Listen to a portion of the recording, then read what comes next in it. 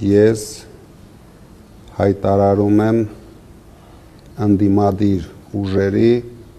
համախմբման պրոցես,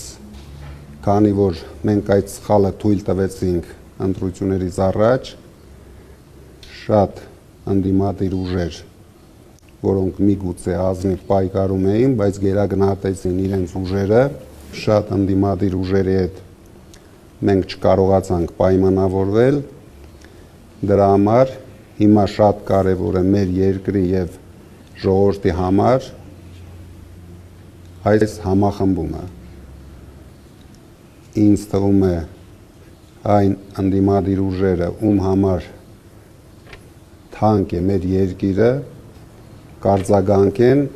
եւ մենք անպայման կստեղծենք հետընտրական ընդդիմադիր կոալիցիա։